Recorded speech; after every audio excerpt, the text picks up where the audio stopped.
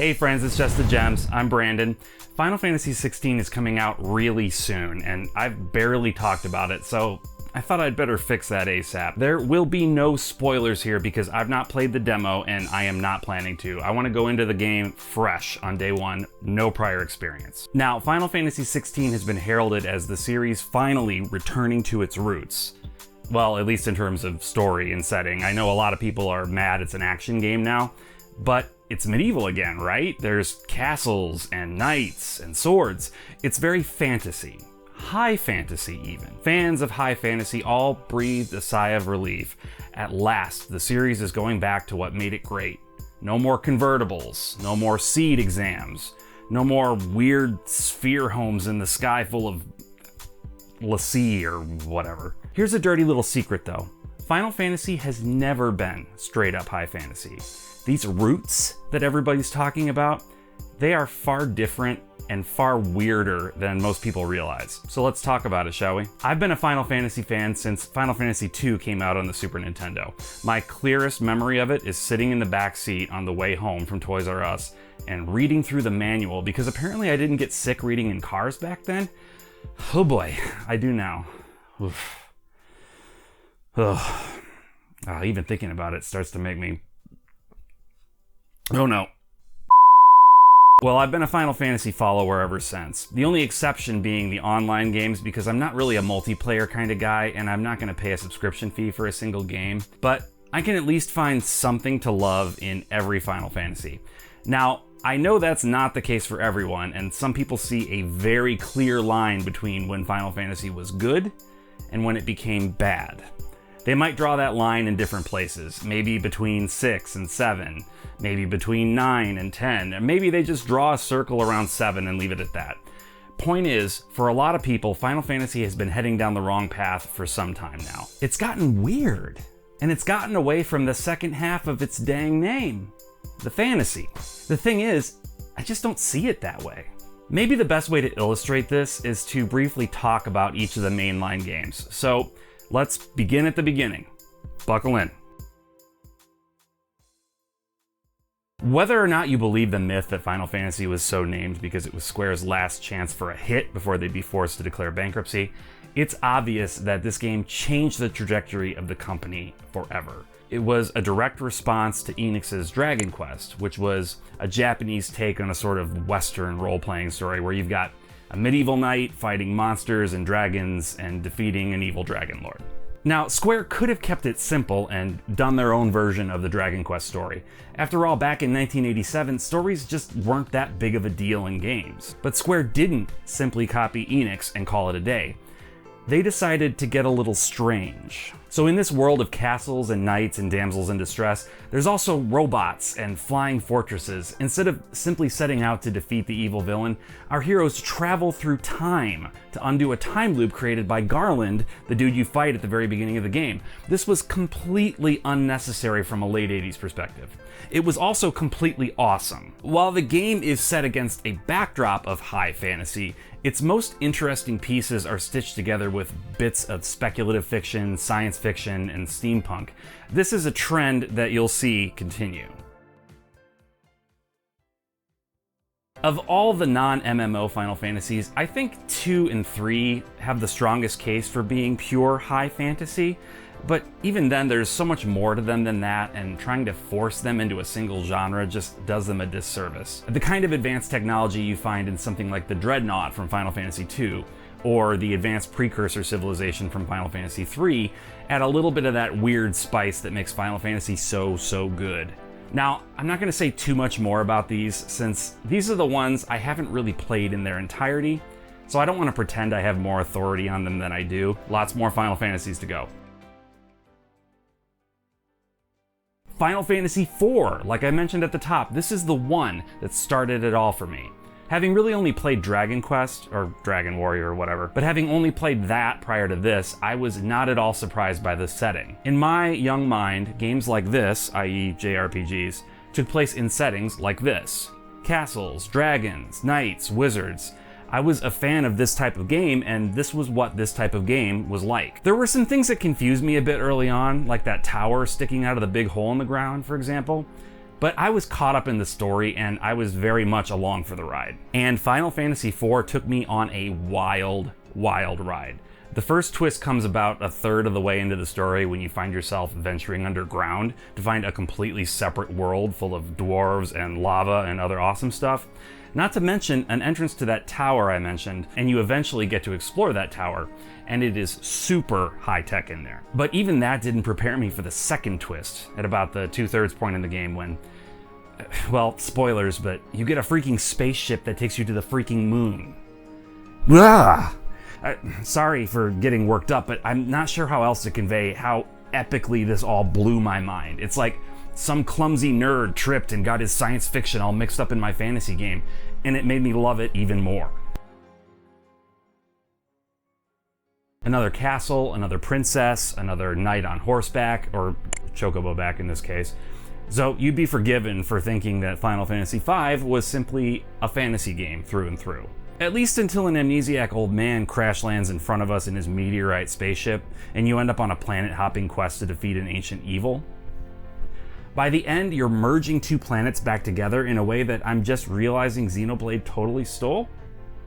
Regardless, we're once again seeing a more or less high fantasy setting getting injected with science fiction weirdness. Are you noticing the trend? Also, the main character's name is Butts. I present that to you now with no further comment. Final Fantasy VI is the first game that doesn't bother coating itself with the high fantasy camouflage paint. It comes across as unabashedly steampunk, with tons of fantasy elements, of course, but it's not working toward the same sort of misdirection as many of the previous titles. If a game like Final Fantasy IV is high fantasy injected with science fiction, then Final Fantasy VI is science fiction injected with fantasy. The ratio of one to the other might differ, but the formula still produces what we recognize as Final Fantasy. And not to say that the fantasy elements aren't well represented, high fantasy stories typically present some sort of world-threatening villain, and we definitely have that in Kefka, who is one of the few world-threatening villains to sort of get away with his world-threatening plans. So it definitely checks several high fantasy boxes, and it deserves the title Final Fantasy for sure.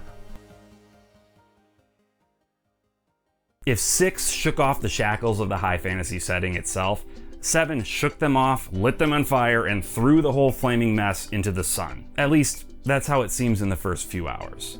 The city of Midgar is once again a mix of genres, but this time, instead of science fiction and fantasy, it's sort of a menage of sci-fi and contemporary fiction. There's cars, helicopters, trains. The people are facing unprecedented crises in the natural world because of their misuse of resources. The world itself is run by a corporation bent on total control. It's almost indistinguishable from reality. But once you escape from Midgar and head out into the world, the vibe changes entirely. While you never find yourself wandering through medieval castles or saving princesses, I mean, not real ones anyway, the pastoral lands you find yourself running through are a stark contrast from where you started. Out here, you start to understand the more magical, spiritual connection between your characters and the world, and the fantasy starts to settle in on top of the base of science fiction the game's laid out. Final Fantasy VII is beloved by so many for a reason.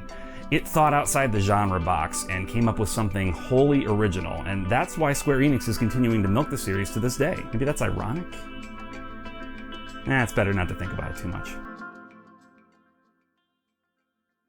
Final Fantasy VIII starts out with the same ingredients as 7, science fiction and contemporary fiction. Initially, however, it once again redoes the ratios. Now we're in a more modern world that has strange science fiction oddities kind of pinned to it, instead of the other way around, right? You're a teenager attending school, you have tests and homework, you become part of a soldier for hire paramilitary force. Once again, almost indistinguishable from reality. You could even rent a car to get from place to place, which is actually unrealistic because you have to be 25 to rent a car and these kids are 17. Anyway, I remember Square even had a contest where you could enter to win a 2000 Toyota Echo. Funny story, I owned this car. I mean, I didn't win the contest, but I had this gold Toyota Echo. I had no idea it was the Final Fantasy VIII car. Crazy world. Anyway, the fantasy elements are more subdued here, mostly found in the form of the Guardian Forces, which are your summons as well as your method for increasing your stats. I'm not going to go into the gameplay systems because they're weird in a different way than what I'm talking about in this video. But the Guardian Forces, your magic, the fact that you're battling against witches, I mean, Really, that's it. This is also the third Final Fantasy in which you travel to outer space. Just something worth noting. This was it. Final Fantasy's return to its roots. Final Fantasy IX was finally going to bring us back to the second half of its dang name. Fantasy! You see what I did there? We call that parallelism. It's like what's happening today with Final Fantasy XVI. Should I just trust my audience and not explain everything to you like your children? Okay. Sorry about that. Moving on. But anyway, it sure does seem like we're back in the pre-Final Fantasy VI days, doesn't it? There's a huge castle, there's an evil queen, there's a princess, there's even a knight. He's kind of a goofy dude, but still, I mean, he's got the armor, he's got the sword, so I mean, he passes muster, right? This is high fantasy, through and through. Finally. I mean, at least until the dude from outer space comes and it's revealed that the entire planet you live on is being harvested for soul energy to give life to the clones of an alien race, and the bad guys want to, once again, Xenoblade, merge their planet with yours. That sounds appealing to me as a Final Fantasy fan. How about you? Now, things go in a completely new direction here. Final Fantasy X was a true departure in a lot of ways. The first fully 3D Final Fantasy, the first Final Fantasy to do away with active time battles since Final Fantasy IV, the first Final Fantasy with voice acting.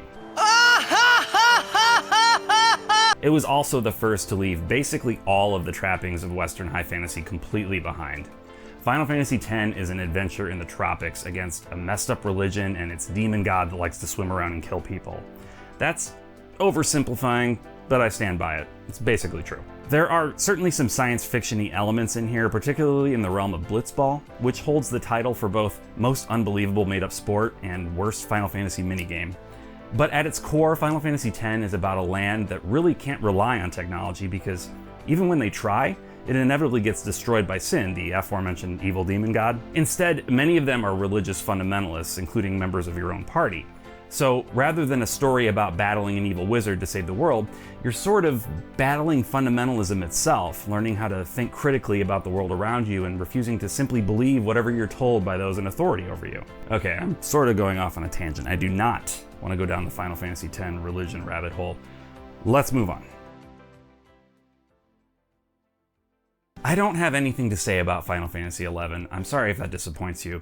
I tried playing it on PC way back when it first came out. I think I spent 2 hours or so level grinding outside the starting area, and I was like, is this what this game is?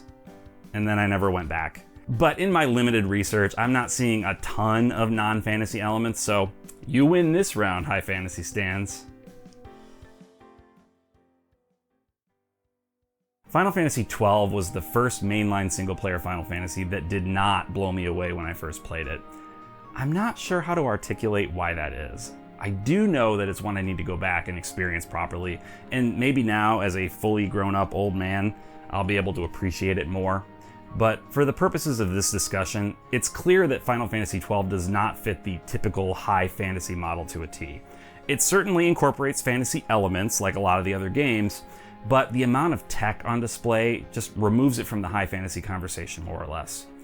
But like many of the best Final Fantasies, it's in the combination of these sorts of disparate elements that the truest Final Fantasy experience takes place. Speaking of the opposite of that, do I need to say much about Final Fantasy XIII? It's clearly not incorporating many fantasy elements.